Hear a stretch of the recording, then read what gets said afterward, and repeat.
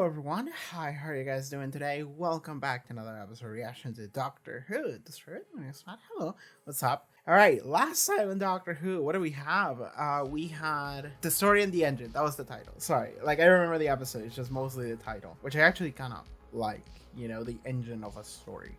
But yeah, we got the episode where we got an evil barber. But mostly it was about artists being credited for their work. And community. I like that aspect of the episode, actually. It was an episode that really highlighted community to me. At least that's how I saw it, and I really liked that part of it. There was a mysterious child, no clue what that was about, and I also didn't like talk too much about it because like honestly it's just a mystery being left open, so it's like who knows. But I was informed that I think in the credits there was a character being credited as, I forgot the name of it, but it was one of the space babies from last season, and someone said it's like in fact like the same actress as that space baby showing up there, and I'm like, fuck you. Maybe it's the same like space baby that showed up to like give some kind of warning on something. Space babies comes back, it's gonna be fucking wild to me. But yeah, let's just watch this next episode here. Patreon, check out the Patreon, link in this room below, pop up on the screen. You can support the channel, you can watch full-length reaction episodes to the entire season I'm doing. And also I'm releasing the full-length videos where it's just my entire reaction 1 or 2 days earlier than they are posted on YouTube, because those are just quicker to edit. So yeah, I'm doing that. But mostly just support the channel if you're interested. Let us begin. Doctor Who Series 15, Episode 6. Let's go. I hear a TARDIS. If this is a British celebrity, I have no fucking clue who they are. Not only I'm not British, this is also not my scene. Okay, we're watching this. The Interstellar Song Contest by Juno Dawson. Yeah, Rylan Clark, English host. I got nothing. I've queued up and standing by.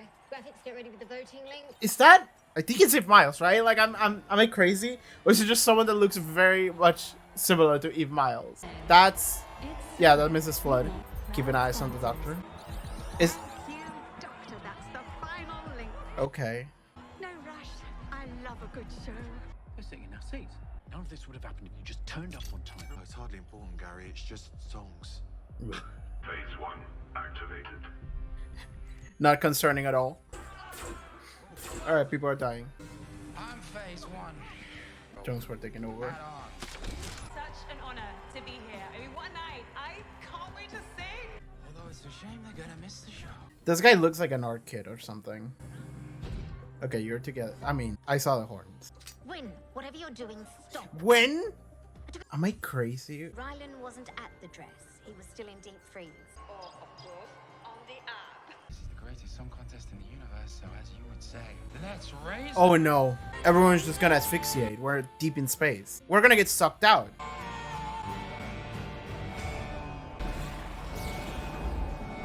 TARDIS, now. TARDIS, now. You're next to it. Get inside right now.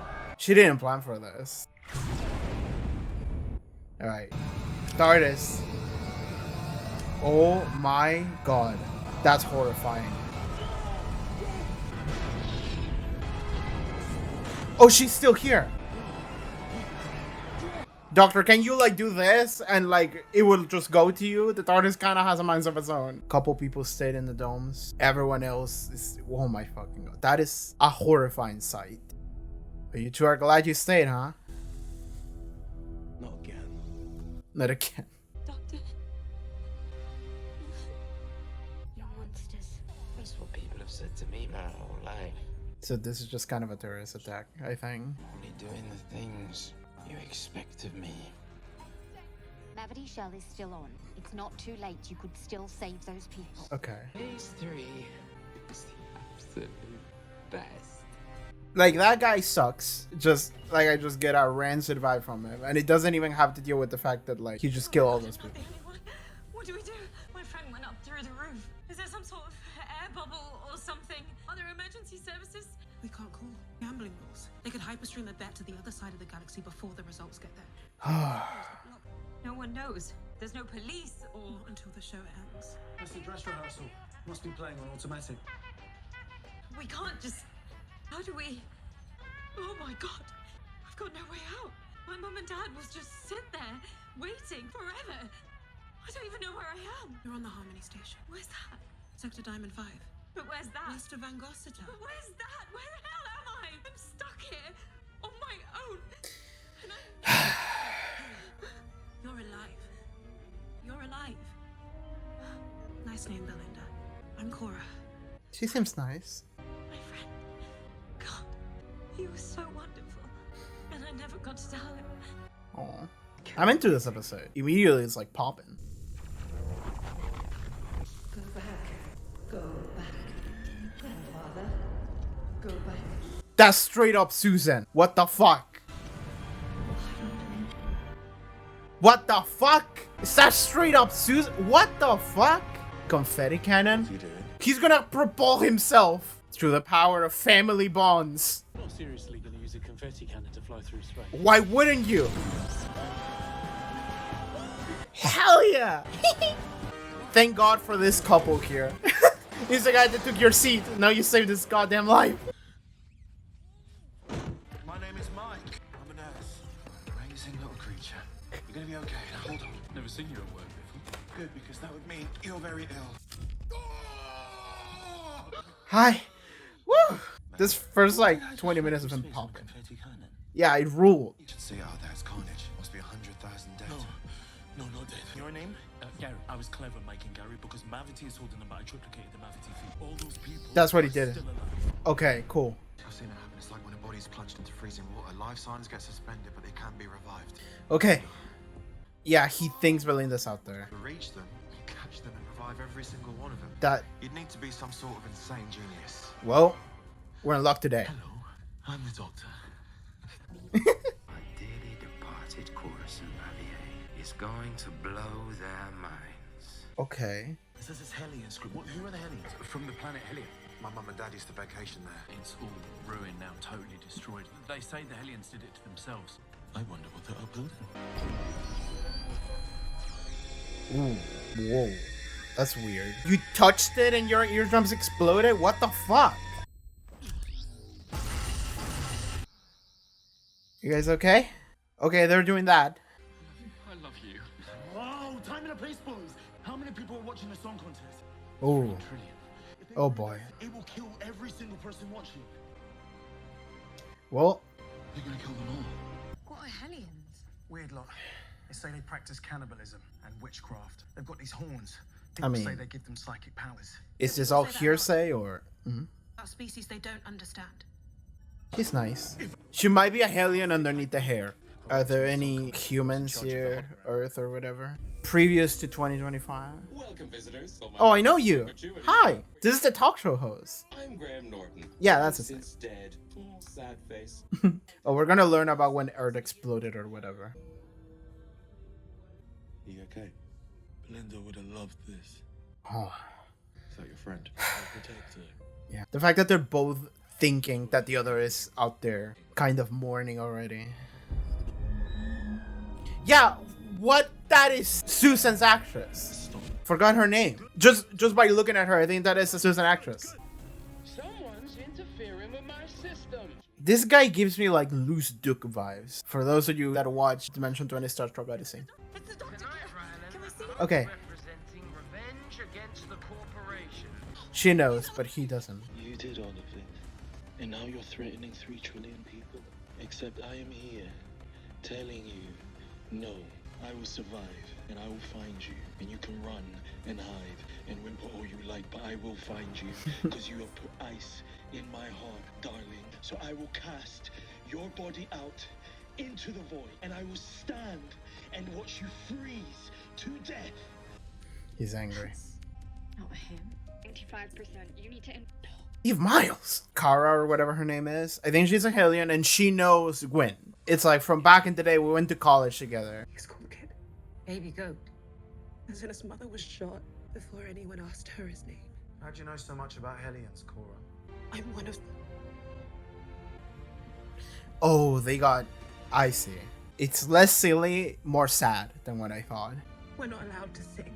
We're treated like scum right across the galaxy. I'm sorry, I don't know how to ask. Did you cut your horns off yourself? Was it by choice? Whichever it is, it's still sad. By force. Hmm. Corporation bought the entire planet, including its population, for one reason only. to harvest their hell on me. Didn't we see an ad for that earlier? Okay, honey. Your planet was invaded for honey. My planet was invaded for honey flavoring. So Kid blames the corporation, and the corporation sponsors the contest. He's out to get revenge, and that includes every single viewer. Do you think you could stop him? They might listen to me. You understand the DOS system. Maybe you can... I'm not helping you. Oh, you son of a bitch. Maybe I could talk to them. I think that they would consider her a traitor or whatever. I've never seen him like this before, and trust me, if he's angry, this whole world is going to shake. I like seeing angry 15th. We don't get that a lot, and whenever we do, it's like a little bit spicy. He's just gonna stop him. Yeah, there we go. Boom. He doesn't care. He's busy. If only I had an expert in triangulation. That's your man. I invented the triangulation system. Yes, I like you. God. They're also like intimidated by him, yeah. You lied to me, Cora. Oh, you piece of shit. Stop. The corporation will be remembered for a massacre. Did they ever think about us? Save us. You to stop? He's already here. You really should stop, babes. I have met so many versions of you, kid. And revenge is just an excuse. Because your cold, filthy heart just likes to kill. If you insist. Not even here. Rustin. Oh, yeah? Big mistake. See, the thing about holograms is they're kind of soft. And they're kind of no use unless you're me and you convert them into hard light. A hologram can hurt. Ooh. He's angry. When he's angry, it's bad. He's just making him hurt. 3 trillion! How about we try this 3 trillion times? Listen to your granddaughter that is just popping into your mind randomly. Not listening to her. Okay, Belinda, step him. Yeah. Yeah. I like the like immediate regret in his eyes. After all these years, I won't apologize. the gentle kin sister I loved so much. You abandoned me. You left me there to rot. We had to tell the galaxy about the corporation. What have you ever done, Cora? Get him out of here. Believe me, that ice that you put in my heart, I think it's still there. So you take care. I wonder if Cora's just gonna What do go. we do? Yeah, like Over, there's still 100,000 people out there. he's thinking about something. Right. Only I had a hologram expert who could fashion hard light into a tractor beam. You do that, Gary. Gary! I'd do anything for you. Gary. Anything? Got him. If only I had medical staff that could turn Rylan's cryogenic chamber into a revival booth. What do you say, Mike?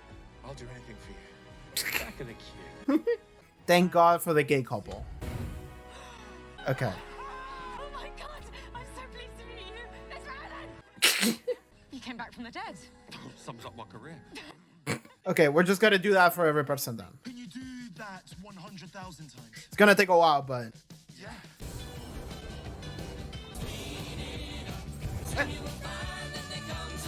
she immediately comes back and starts singing again. Turn this VIP pod into a revival booth. Okay, it's a party up in here. We end up in a musical number once more. Everyone just goes right back to it. And I wonder if Cora is gonna show up and is gonna be like, fuck the corporation. Everyone's just celebrating. The fact that a terrorist attack happened, everyone almost died, and immediately they went back to it. There is one song we want you all to hear. Cora, Sympathy. This is a song the corporation tried to hide. Okay. The song of my home planet, Helia. The immediate racism. To remember a civilization that the corporation destroyed. Its beauty, its history, its soul. Slow, yeah, cuatro stars and sun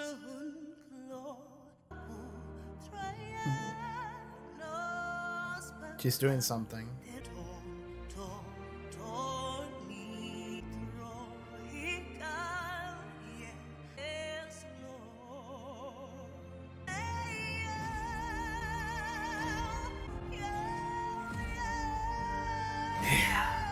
Like, no wonder that those guys are upset.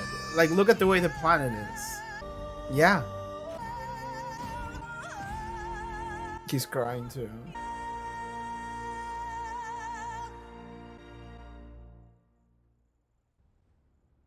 Who's gonna be the first person? Someone. Gary, my man.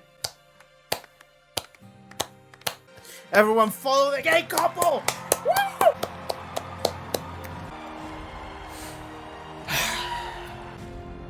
Good girl.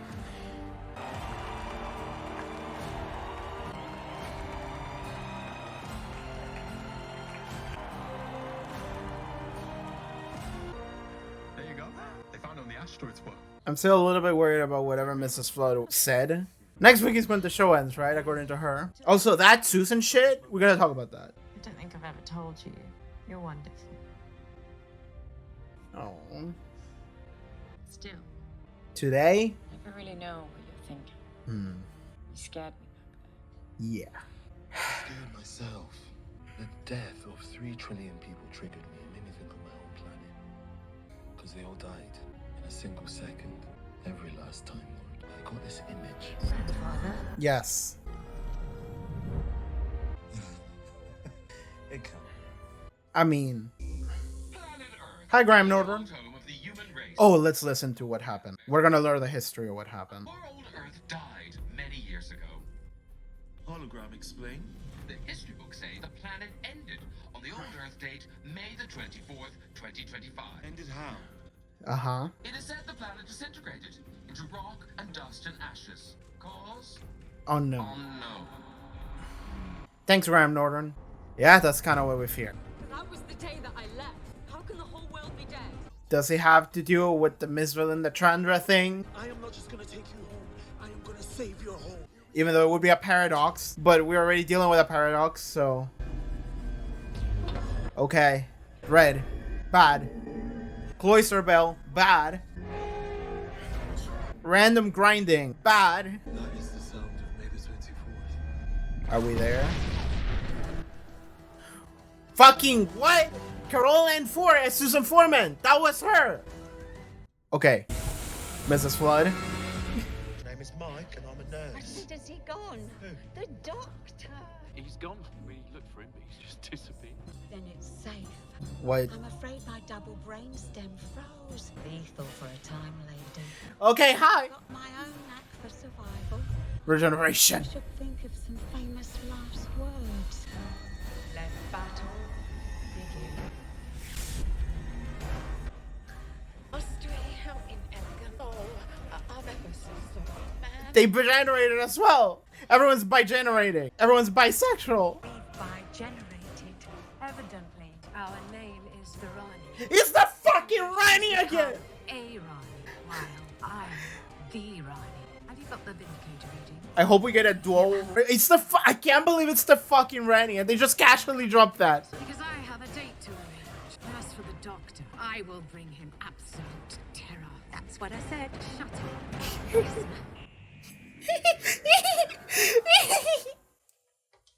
The RANI. Fuck. Oh my god. They just casually dropped the she's the RANI. I feel like they just had zero faith on like a modern Doctor Who audience in 2025 knowing who the fuck the RANI is. That they were just like, whatever, it's the RANI. Deal with that.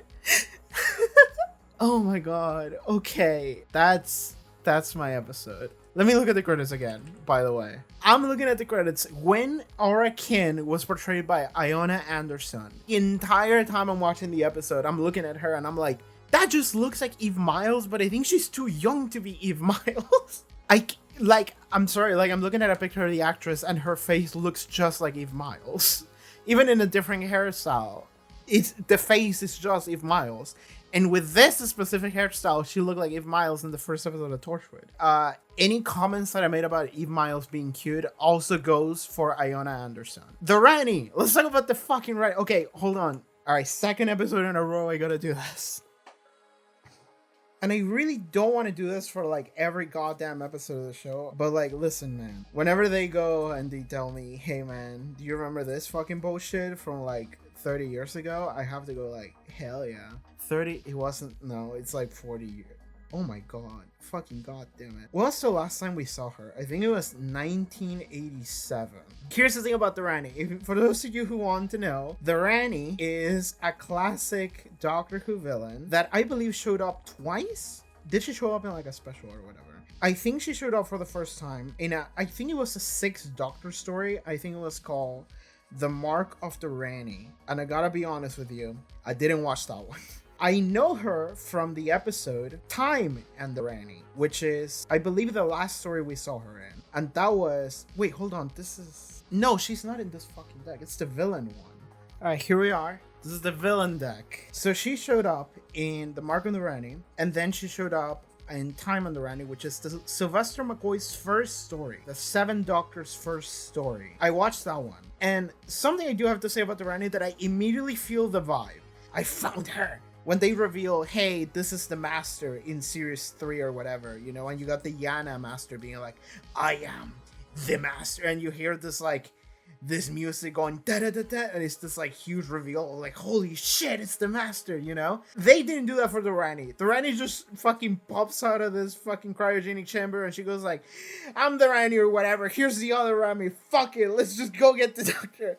Hell yes. And it feels like a cartoon villain. That's exactly what she should feel like. Because, like, okay, I'm gonna be honest with you. Again, I didn't watch Mark of the Rani, and I did watch Time and the Rani. But something I got a strong vibe. I got a strong vibe of the Rani when I watched that. And I don't remember the episode very well, but I remember the vibe of it. And the vibe was, the Rani was like a pathetic villain. In like a way that was like funny, right? I don't mean pathetic in like this is a bad villain. No, she was a great villain because she felt like somewhat incompetent. And I remember the episode very well. I just remember the vibe of it. I have to rewatch it. I have to rewatch Time and the Rani. But like, it's this thing where like Sylvester McCoy just like regenerated or whatever. I think that this is the way it went. Like the 6th Doctor, Colin Baker, regenerated into the 7th Doctor. Colin Baker wasn't in that episode because the 6th Doctor had an unfortunate regeneration and entire era of the show where he kind of got shafted by a lot of the writing choices that went into his character, the outfit that they gave to his character that he didn't want, and the BBC also fucking hated Colin Baker the actor, so they were like, fuck him, fucking kick him out. They hated him and also hated Doctor Who, so whoever was the guy in charge of the BBC at the time, he was like, fuck this, just fucking fuck that guy, kick him out. So Colin Baker was just removed from the show, and they got Sylvester McCoy, and he had to film his own regeneration scene by himself.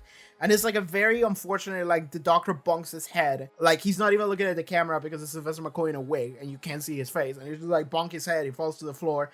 And then when you turn him around, his face is all swirly and shit. And it's like, oh, it's the new Doctor. Hello, everybody. And that is the first episode with Sylvester McCoy, the 7th Doctor. But that is also the episode that I watched with the Rani. Here she is. It's the Rani. Again, like with the fucking fugitive Doctor, it's difficult to see. She has a magic card. I was actually looking at this card last night because I was looking at cards that might work for my artifact token deck. But the Rani is back. And in that episode, I think that the story was that Sylvester McCoy, like she was like, well, he's not the Doctor, you know, he looks like it, but this dude is just like a silly, and he doesn't know shit because he had like amnesia or whatever as soon as he regenerated. So it's like the entire episode of him being like trapped or whatever, like a prisoner, and she's just like, I don't know what to do with this dude. I'm definitely misremembering, but that was kind of the vibe that I got. Or I think that the Rani is like using him. I think. I'm sorry, I'm looking at the TARDIS wiki article. I think she's like using him for his experiment. No, yeah, because I think that she puts on a fucking costume, doesn't she? I think the Rani puts on a costume to pass as Mel. I think that that's what she does, isn't she? She disguises herself as Mel. Yes, is the Rani this clearly like 50-year-old, this old woman that just puts on the same outfit that Mel is wearing and puts on like this big wig, and she's like, Doctor, we were gonna do this, don't you remember? And she's just trying to trick him. Oh my god, that's what it was. God, that's even funnier than what I thought. Anyway, That's exactly the vibe I got from this fucking goddamn episode. Because it's not that this intimidating, like, I'm the master. It's like, I'm the Rani and I'm gonna fucking get him. You hear me, second Rani? Yes, ma'am, let's go. That's what I say. Fuck, let's go get him. And it's just this very cartoon fucking villain. And it's the fucking, that is the exact vibe I need. That is the exact vibe I want from the Rani. And she's gonna show up and she's gonna put on like a costume or whatever. And it's like, all right, fuck it. Like, oh, I'm happy. I'm immediately really into this villain. And that's so good too, because God, I want the Rani to just fail miserably. She's probably gonna fail because, like, you know, we had to defeat the villain. That's usually how these Doctor Who episodes and season stories go. But I want her to fail spectacularly, just because it would be funnier to do so, right? Because, like, okay, in that episode I watched, Time and the Rani, you are kind of following the Rani in the sense that you understand the Rani is evil and she's putting on a costume and trying to trick the Doctor, and it's just like, oh my god, like, I hope I fucking get that Doctor, and I force him to do some bullshit that I want him to do. And you don't know how much the Doctor knows, right? So it is this inversion where you are following the Rani as kind of the protagonist of that story. Not really. But you are following her from, like, you have her understanding of the situation. You have her perspective, her point of view. So you are following her story. But the Doctor is the mysterious factor where you don't exactly know how much he got going on. You don't know how much he remembers, how much he's been taken advantage of. Like, that is the mystery factor. But you are following the Rani, like, completely. You understand what she's about and what she's doing. And that's why she doesn't feel like an intimidating feel, like an external intimidating force that is coming at you and you're like, oh my god, the Rani's here. It's like, no, it's like, oh my god, the Rani's here. It's like fun. That's how I feel. And this is like something that is like, it just works for me, right? And for people that watch classic, right? But like a newer audience is gonna watch this and it's like, I don't fucking know who that is. It's just like, I'm the Rani and we're gonna get him. And they might not even know that is a classic character. They might just get the vibe of it, maybe, but there wasn't much of a vibe because it wasn't that big reveal. It was just like, call me the Rani. I'm a time lady. I bi-generated because I'm bisexual now.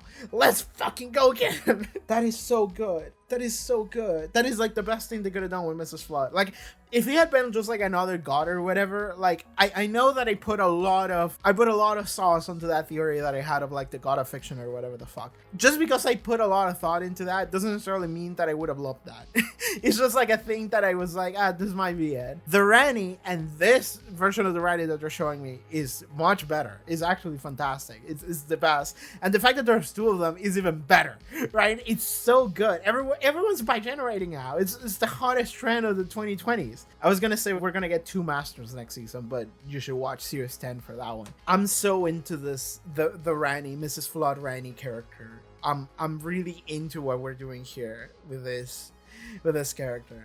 And they immediately introduce another Rani, you know, who looks more intimidating than the prior Rani. Like, she looks kind of more like Missy, you know, a little bit more, you know, like I am more in command, whereas Mrs. Flood felt more like I'm a silly goof. And that's immediately her role in the party. Oh, this is great. That is a great dual villain. I'm really into it. I'm really into this Rani shit. I'm so hyped for that. Oh my god, I feel bad because there's so much I want to talk about, like, in the episode and stuff, but like I'm just sitting here being like, dude, the Rani is back. All right, so there was an actress that I thought was Eve Miles, but I was like, she's too young to be Eve Miles, I think. No offense to Eve Miles, but like, how old is Eve Miles right now? And then, no, it wasn't Eve Miles. It was another actress, I think her name was Iona Anderson. She's cute. Moving on, I really thought it was Eve Miles. I really like her hair. It reminded me of Eve Miles' hair in the first episode of Torchwood, and her face reminded me a lot of Eve Miles. And then there were certain angles where I was like, I don't think that's Eve Miles, but then I was like, wait, hold on. In a different angle, and I was like, I think that is Eve Miles. So that really threw me for a loop there, because I kept thinking about this quote that Russell T Davies had. Like a couple years ago, somebody asked Russell T Davies about like Torchwood or whatever, and he was like, I would love to work with Eve Miles again. That's what he said. And then they named the character Wynn, which is just like one step to the side of Gwen Cooper, Eve Miles' character. But no, I was just going crazy. I was actually just going fucking nuts. That's just me. That's just me. That I see Torchwood and everything I look at. I see Eve Miles and everything that I'm looking at, and I'm like, damn, if Miles was cute. Okay, I'm gonna put my magic cards aside. I wonder if they're gonna release like Tales of the TARDIS with the Sixth Doctor Mark on the RANI, Mark off the RANI. They could do that. They did that with Sutekh and Pyramids of Mars, I believe. I don't know. Maybe I'll watch that. Maybe I'll watch the Mark of the RANI, like Tales of the TARDIS condensed. Did she show up again in like an East Ender crossover special or whatever the fuck? I mean, now I can just look it up. Now I don't give a fuck. First RANI, second RANI, Flood, and Bi-generated. Dude, can you imagine if last night I had like looked up the RANI because I was looking at like the magic card and I was just curious, and then I like spoiled myself on this episode? That would have been fucking crazy. I would have been like, what the fuck? I would have been upset, but I would have been stunned. Yes. So I remember here the last mention of the RANI that I remember, which was actually very recent. In the wikis, here it says, according to the Seventh Doctor, the RANI was up to her old tricks during his last adventure with Ace. And this is something that was stated in the Tales of the TARDIS version of Curse of Fenric.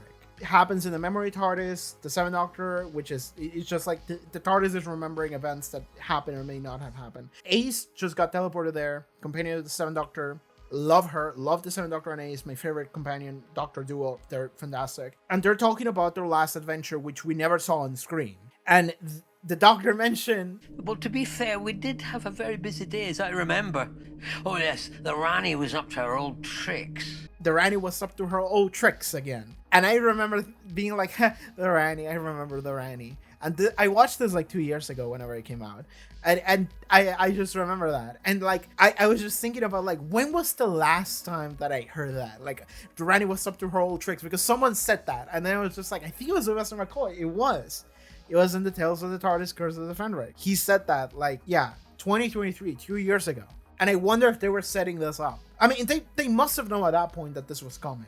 So they were like, we're going to drop a little RANI reference here. For those of you who know, you remember the RANI, here's the RANI again. Keep her in mind. She's going to matter in like 2 years' time. She's going to end the world or whatever in May. Oh my god. Okay, I'm talking so much about the goddamn RANI and Eve Miles, even though she's not here. Let's talk about the episode. I really enjoyed this episode, actually. I really did. This is an episode that felt wonderful to me. It felt like a classic Doctor Who setup of like, we go to a place, some bullshit happens, is horrifying, thousands dead. Somehow the Doctor has to save the day.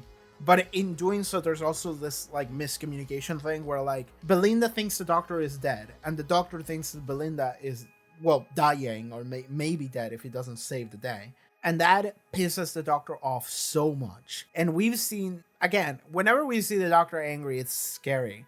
And it's amazing how much we can see the Doctor like being scary whenever he's angry. I feel like if you do that too much, it's less effective. But because the Doctor usually is such a like joyous person who's just here to enjoy life and is just trying to party, whenever we see him being angry, it's so scary because you're not used to seeing that.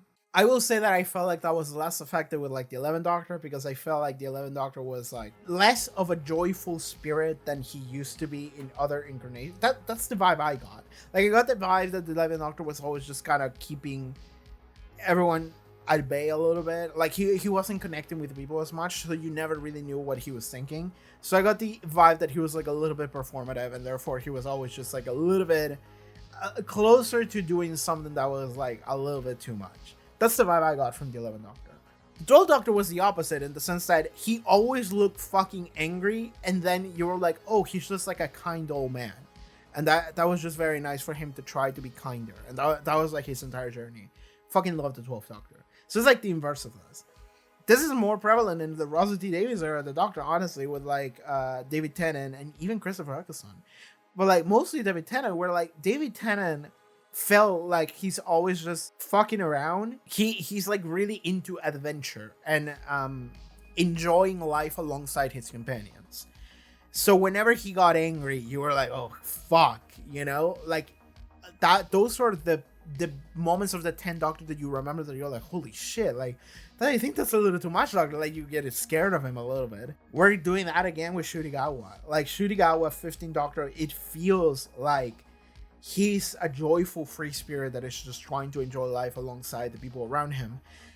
But if you get him angry, is gonna feel a little bit like, oh man, you never should have done that, and he's gonna go a little too far. Belinda got that, and Belinda, like, I love that the doctor just started hurting Kid, right? And like, I do have to say, like, we're dealing with like kind of really just a terrorist attack here with Kid and Wynn, not even Miles Wynn. They're doing a terrorist attack because their planet Helion, I believe, was just destroyed by this. I love that it's not even a specific corporation, it's just the corporation, whatever. Just like, its name is its function. It's not any different than that. And it can also be applied to any corporation you want.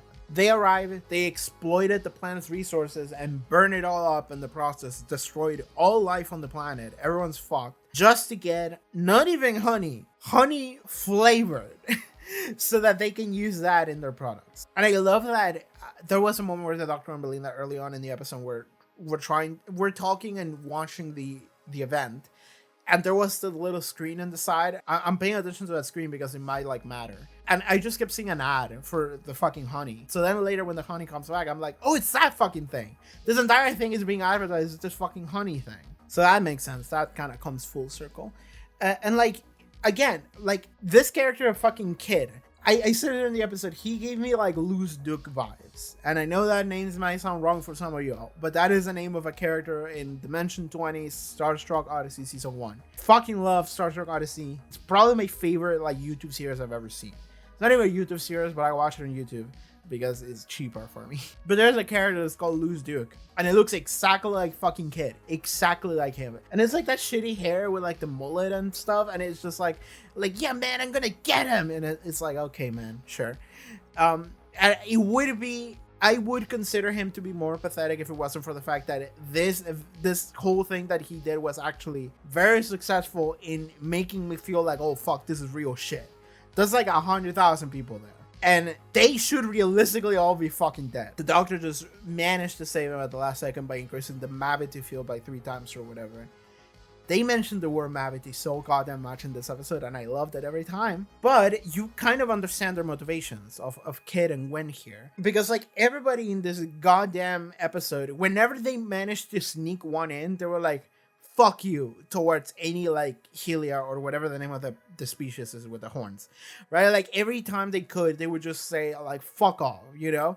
Like whenever the singer Cora, I think that was her name, whenever she revealed that I love that I managed to call that one because like the moment that she was like, you know, don't judge people or whatever, I was like, she's either a very kind person, very empathetic person, and I get that impression of her, and I think that she's great for that. I love seeing this character. However, from a storytelling perspective, I think they're just gonna reveal to me that she's also a Helia, and then they go like, yeah, she's a Helia. I thought that the hair would be hiding the horn. Like she had like this like almost pompadour. I was like, inside the pompadour there's the horns. She's hiding them that way. That wasn't the case. They were just cut off, which is sadder actually. It's less silly, more sadder. But what ends up happening is that we stop the terrorist attack. People are saved in a almost funny way in how quickly it all happens, because like they go like, oh man, we need to revive all these 100,000 people, and they go like, yeah, we're gonna have to do it one by one. Eventually they fix some pods in order to do it faster, but it's like so many people that just the logistics of like moving them to like, it would take so long. And the fact that they do that, and then they just go back to the show, and and when you look at the crowd, it's like everybody's back on the show, right? So like, and it feels like they just took like an hour-long break or something, and it's like, we're back, we almost died, everybody, we're gonna continue with the show. And it's like realistically doing that, the defrosting of all those people, 100,000 is a lot of goddamn people, dude. Like that it wouldn't take an hour. It wouldn't take a day. It would take a longer than that. But sure, they did it. We just have to accept it. They did it, and we had a fun musical number, and everyone was happy and cheery, and yeah, hell yeah, man. It was good. But what we get at the end is that Cora, she actually sings a song of her people. Because like, as much shit as we want to give Kid and Gwen, they are right in the sense that they are actually doing something, whereas Cora didn't. They say that Cora just ran away, which is not untrue. You can argue that Cora is trying to enact change from like the inside the system. She became part of the system so that later she can actually do something about it. But the issue is that she hasn't done anything about it, right? Like, people are suffering and dying, and that planet is completely fucked. And it's like nothing. Cora's just out here singing, being a famous star, chopped off her horns. Well, she said it was by force, but like, still, like, it's hiding who she is. Like, people don't know that. She's not open about it. So she just reveals that on stage, and she sings a song at the very end. But that's like a choice that she makes in that moment. And that is because she hears what Gwen says, which is like, we're doing something, you just ran, which is true. And then Cora is like, you know what, you're right, I haven't been doing as much as I probably should have been doing. So she decides to do something. She puts her career on stake. I don't know what's going to happen to Cora. We may never get any follow through on her situation. But she just comes out and says, like, the corporation banned this song in my planet of Helia, so I'm just going to sing it. And it's just straight up an act of protest. And maybe as a result of that, and the position that she's in, as a star, as a huge star that everybody loves, then maybe she can enact change that way. You know, she has the eyes of 1 trillion people across the universe that are now looking at her and going like, maybe like all this like racism that we have over this like species, this entire planet, maybe that's a little bit unfounded, right? Maybe it's the corporation that's the problem. And I like that Gwen and Kid, they were both like watching her perform, and they were like crying, like they were moved by her song. I have no fucking clue what she sang in that song, because again, it was an alien language, and I'm gonna guess that they probably didn't even bother like coming up with what the song might mean. It's just an expression of feeling and emotion, right? But they understand. I don't, but those two do, and they're crying about it. But the content of the song maybe isn't even as important. But the content of the song isn't even as important as like the the cultural origin of it, like the context that the song has, which is what she gave you at the beginning. She was like, this is a song that was banned by the corporation, and it's a song of my people from my planet Helion. Here you go. So that was very nice. I like the character here of Cora. I like as much as I fucking hated Kid's guts, like he was just a character I just fucking didn't like looking at, I still get his purpose, and I like that at the end he seemed to be like moved by her performance.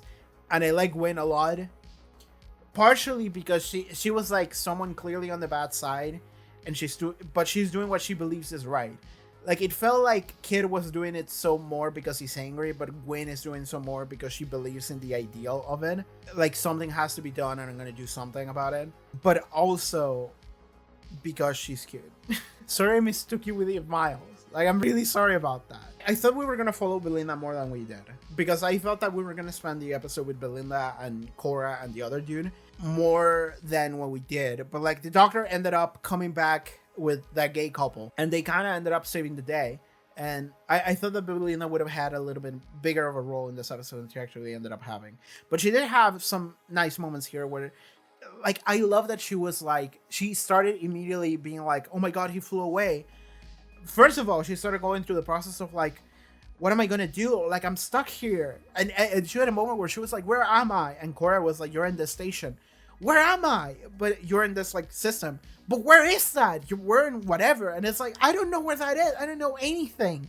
And Cora was like she started being really empathetic. And that's where I really like Cora in that moment, because she was like, she is clearly going through a lot in this moment. She's going through this crisis, and it's like she needs some kind of support. And she was like, you're alive. It's okay. Like, I understand you're freaked out. It's like you're stuck, whatever, but you're alive. That's the most important thing, right? So focus on that. Okay, like trying to help her. That was very nice. I really like that. But I love seeing Belinda just go through the processing the trauma, like one step at a time, of like, oh my god, like this happened. Like, my parents are never gonna see me again. I'm gonna be alone. Like, I'm alone. Like, even that moment where she immediately came out of her pod and she saw Cora and that other dude, and she was like, oh my god, I'm not alone. Like, immediately that was her fear. And that was my fear as well when I saw her. So like, then she starts going through the process of like, I'm alone, then I'm stuck. And then she ends up getting to like, my friend is out. Oh my god, like she's thinking like he's dead. And she's like, I never got to tell him how wonderful he was. Like, she had this moment of like, first of understanding her situation, coming to terms with it. And then it's like, oh my god, he's dead, and it's like coming to terms with that, and it's just like going through all these steps of like, oh my fucking god. I love seeing that. I love this episode was fucking popping for like the first 20 minutes. It ended up popping as well. I'm not gonna say it wasn't, but like for the first 20 minutes, I was like, oh my fucking god, I'm really enthralled by this episode because we're getting all of these things that feel like real. Like I know the Doctor's gonna be fine, but I'm still worried about what events could transpire in this goddamn station. Mrs. Flood also started the episode by looking at the Doctor and being like, he got that Vindicator and it's ready. Oh boy, I'm gonna get that. And it's like, oh my god, she's perfect.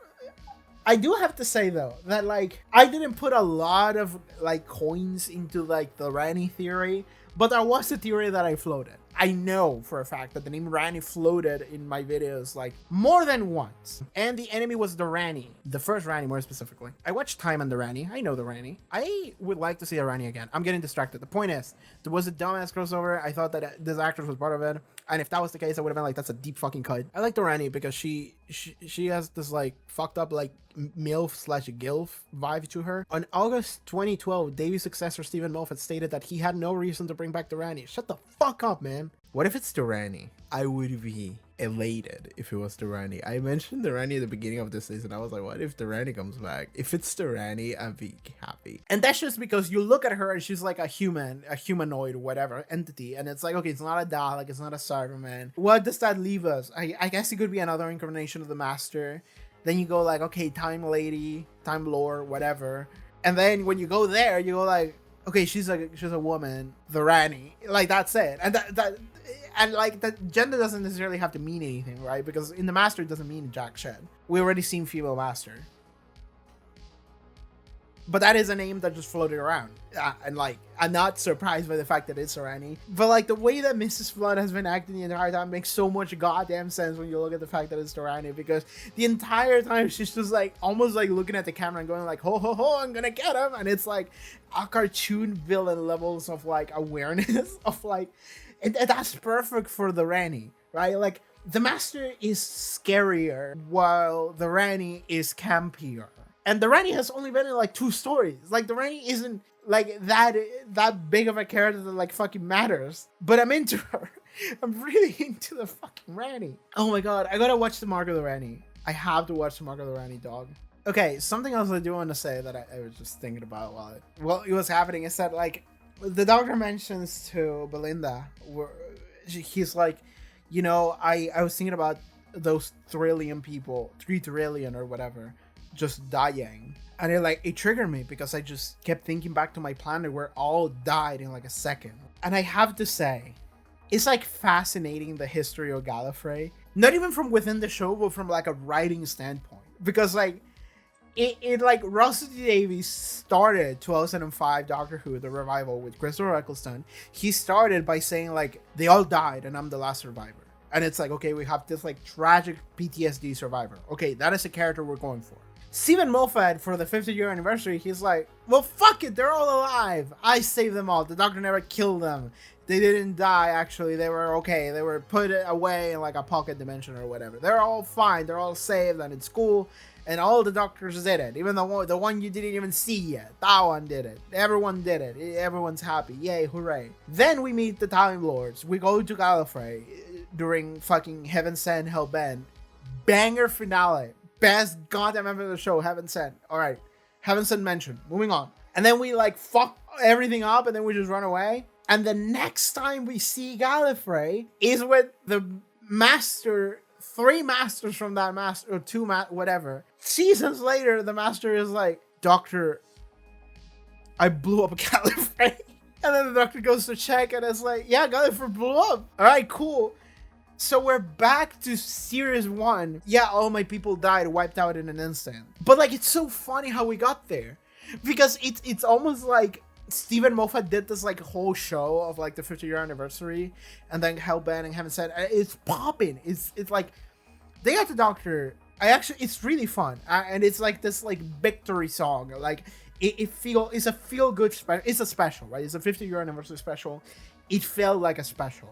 So it was nice to have the Doctor just rescue everybody instead of having them die. And it's like, you know, that whole tragedy that you had, you don't have to feel bad about that anymore. And it's like, yeah, we can move on feeling a little bit better about ourselves. And then during fucking 13th era, I have to wonder if RTD just phoned in Chevnel or whatever. Like, no, this was too early. This was like 2-3 years before it was announced that RTD would be coming back. And from what I understand, RTD coming back for like the 6th-year anniversary, like that was a little bit, it was a little bit random that it just happened that way, and he ended up coming back to the show. The fact that Christina was like, yeah, I'm gonna blow up Gallifrey again, because I think that the whole like tragic survivor thing actually works better than the cool savior or whatever the fuck. And also I can like make my master eviler by having him have done that. But the fact that Gallifrey doesn't like we don't get to see Gallifrey blow up. The master literally just goes like, yo, Doctor, I blew up Gallifrey, by the way. And then we go to check and yeah, they're dead. However, the Rani being here points to her being a survivor. I mean, she could have been anywhere in time and space, you know?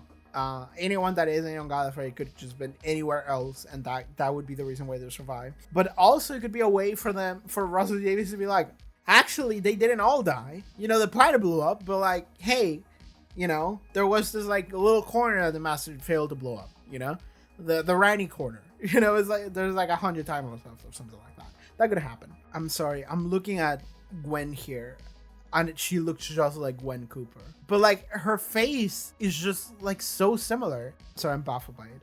Anyway, the Rani is back. I'm so excited for next episode. I haven't been this excited in a long time, actually. I'm so excited to get the Rani back. I hope we get our Tales of the TARDIS. I want to watch the Tales of the TARDIS, like Mark of the Rani, because I never watched that. And then I'm going to go back and watch Time and the Rani, because I need to watch that. I do want to check though. The Dimensions in Time. Was she in that? I think she was in that. Am I crazy? Yes. Dimensions in Time was a 2-part Doctor Who story broadcast in 1993 after the show's cancellation, by the way. As a part of that year's Children in Need appeal, it featured Kate O'Mara's last televised performance as the first Rani and served as a special celebrating the 30th anniversary. Another peculiarity of the piece was that it featured an unlikely crossover between Doctor Who universe and a long-running soap opera EastEnders. It's just like the BBC being like, hey, here's some of the shows we got. And like, you know, Doctor Who's been off broadcast for like 4 years now. And it's like, yeah, it's here. Anyway, I never watched it. I just know that it exists. And I heard that it's bad. Because it's also like, again, it's like a crossover and bullshit. Also, Karl, and we have to talk about goddamn Susan. I forgot about that. Fuck. But yeah, Susan shows up. And it's Karl Anfor, which is the same actress that plays Susan in 1960 goddamn 3. She shows up in this goddamn episode. In the fuck. Okay, so in the EastEnders crossover, Dimensions in Time, she shows up as Susan, and that is actually the first instance we see Susan after she goddamn left the show, and it's like a vaguely canon. I don't even know if it's canonical, that crossover in '93, and that is like the only time she shows up after she left the show. I think it was in '66. So this is the first time she's showing up in the proper show ever since she left the show in like 63, 66 or fuck, when was it? The 10th planet. The 10th planet. Sorry, I got a second win. Now that I have to talk about goddamn Susan. The 10th planet was the sequence serial of... No, it wasn't the 10th planet. Fuck, it was the Dalek Invasion of Earth. Fuck, I watched too much of these goddamn classic stories. I watched this on the channel. I think it got blocked because the BBC doesn't like me. Fuck them. So the Dalek Invasion of Earth was the second serial of season 2 of Doctor Who. Oh, it was season 2. So it was 64. Karl Anfor retired, leaving her character Susan Foreman to be with a man. We don't even get his name. I forgot his goddamn name. It was like a weird goodbye, honestly, like in hindsight. But it featured a very iconic moment that the more I think about it, the more fucked up it is. Susan's goodbye, like the Doctor leaves her. And he leaves her because he's like, you grew up, you matured. And he saw that Susan actually doesn't want to keep traveling. She kind of wants to sit in with this one dude that she met in this story. And the Doctor is like, you know, you can stay with that guy. I know that you want to stay with that guy. So you can do that. You're grown up and it's time for you to just like leave the nest or whatever. And Susan just stays with that guy and she's like happy to do that. It's like a little bit old-timey in the way that works, you know? But the Doctor then gives this like amazing like speech that has been like said a million times Like, it's one of those iconic moments from Doctor Who. And it's like, he goes like, one day I shall come back.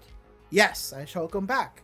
Until then, there must be no regrets, no tears, no anxieties. Just go forward with all your beliefs and prove to me that I am not mistaken in mine. I know that thing off the goddamn top of my head. I am too invested into this fucking show. I am. But that is a fucked up speech the more you think about it, because it's like, he was like, one day I'm gonna come back to visit. And that was in 1964. That was... How many doctors were there? Those were a number of doctors between like 16 to unknown or whatever. I don't know how to count War. I don't know how to count Renegade. I don't know how to count the bi-generated doctor. That was a number of doctors away that is over 10.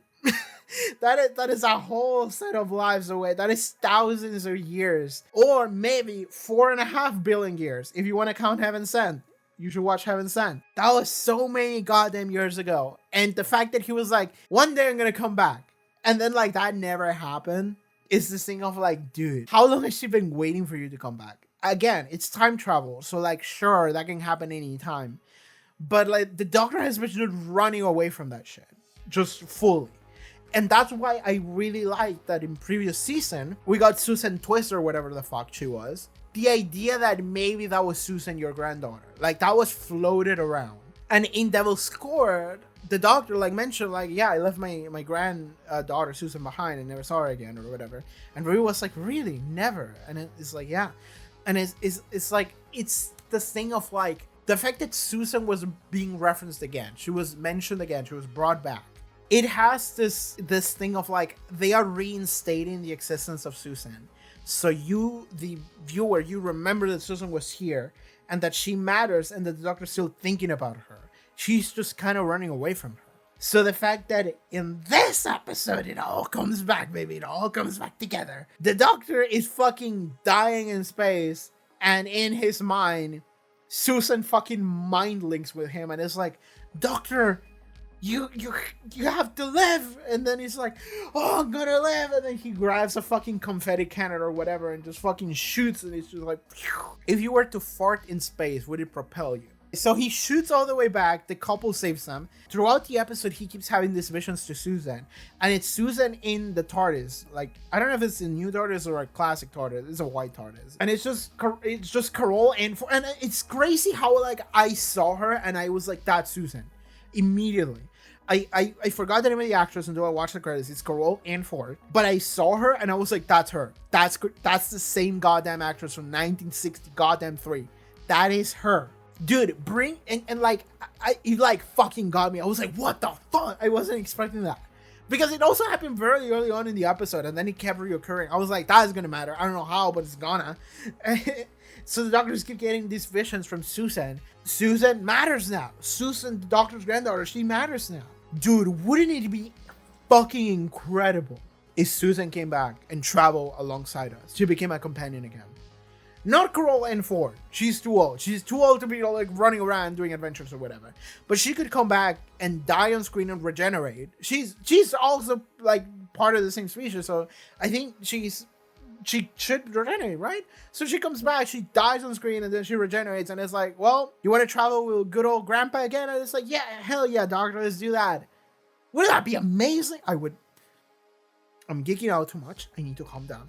I need to return to a state of zen. I don't know why I need to calm down, but I feel whenever I get too hype, I feel like I need to bring myself down a little bit. I need to cool down. But Susan's back.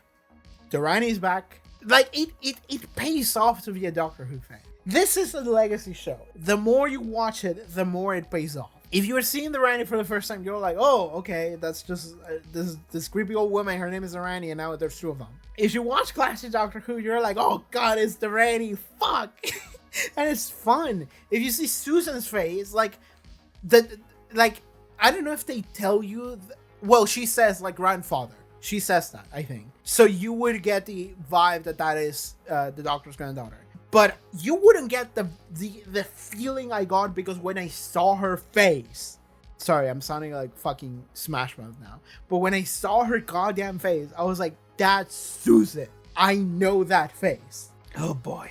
I'm all in for all this like classic shit's coming back. I'm in for that. I'm so happy. Doctor Who's good, man. And what sucks about it too is I want to get my friends into the show. There is a particular friend that I want to get into a show. We were like, we're gonna watch the show, and then he was like, yeah, and then we didn't. And it's been like a year and a half since we said that, or like 2 years right now. We haven't done that yet. I made a fucking text document where I included the 2 watch order of like all the revival Doctor Who, with some classic serials peppered in with like the movie and Torchwood, and where would be the ideal place to put things in. It's like, you know, maybe you can watch Genesis. You can watch Genesis of the Daleks, maybe in between seasons 1 and 2, and then you would get to meet the 4th Doctor and Sarah Jane Smith and Davros. And then you would get to see Sarah Jane Smith during school reunion in series 2, and you would get that connection of like, oh shit, it's fucking Sarah Jane. And then you watch series 4 and you would have been like, holy fuck, it's Davros. You can watch the 10th Planet, and then you would watch series 10 and you would be like, oh fuck, it's a Mundashian Cyberman. And then you go right into Twice Upon a Time. Perfect. That is what I did. But then I was like, okay, what episode can I put in with the classic master in there? So then you can watch that, and then you can watch Utopia, and you'll be like, oh fuck, it's the like I'm trying to make this text document of like which are the episodes that you need to hit in order to have a pop whenever they pop in again, so that you would get some kind of like overwhelming experience that I'm trying to replicate here for people who maybe don't have that. And I want to give that to my friend. That's what I do in my free time, by the way. I make text documents to show my friends in what episodes of Doctor Who we should watch in order to like maximize their experience. That's what I'm doing. And then I'm also looking at magic cards. That's also something I do. Sorry, this is a nude. I pulled out a nude accidentally. I also look at magic cards. Anyway, I've been talking for like an hour. It's just a lot of yapping. I'm so excited for the goddamn RANI. I love it. Okay, I also want to say I love the cast of characters for this episode. Cora, and also the gay couple, Gary and Mike. They were cool as fuck, honestly. They were very helpful. They also got intimidated by the Doctor a little bit. Maybe a little bit aroused. Like, it looked like they were both DTF. Like, it looked like they were both, like, you know, a little bit intimidated by him. They were helping to him, and then they were excited to have him, and then they were a little bit intimidated by him, and then by the end of the episode, they were like, hell yeah, that dude rule. I would do anything for him. I don't know if the RANI saying "let the battle begin" like right before she generates. I don't know if that is a reference to a line that she has had in the past, because one, I didn't watch Mark of the RANI. I didn't watch the Eve Xander crossover or whatever the fuck. I did watch Time on the RANI, but I don't remember jack shit from it. That was so long ago, I don't remember it. I just remember like the vibe of it. The fact that Mrs. Flood kind of becomes like the assistant to the new it's fucking funny, the dynamic between these two RANIs. It's so good. Anyway, the RANI's back. Sorry, I just watched that again. I'm gonna stop. I think I said everything I wanted to say about this episode. I really enjoyed it. It felt high stakes. I have to say, everything about like the show, or what the show is, and like the history of British culture, or like that dude Ryland or whatever the fuck his name is.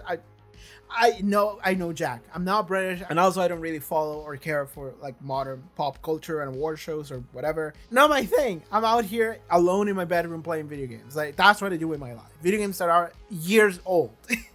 That's what I do. And I'm looking at magic cards also. Just never forget. I don't really pay attention to whatever this is, but I'm happy for them or whatever. But like the image that you get very early on in the episode of like everybody just being sucked into space, that was horrifying to see, because I was just like, they're all fucking dead. I can't believe they're alive. I can't believe they were safe. I was like, they're fucking gone. But yeah. All right, I think that's gonna be it for this reaction episode of Doctor Who, and what an episode it was. God damn. Thank you so much for tuning in. See you guys next time. Bye bye. But if you would like to watch this reaction episode in full length and hear every instance of me going, is that Eve Miles, which ideally is going to be cut off from the episode mostly, you go and check it out on the Patreon. Check out the links right below, pop up on the screen, support the channel. So the cool stuff to do. See you guys next time. Take care, everybody. Bye bye.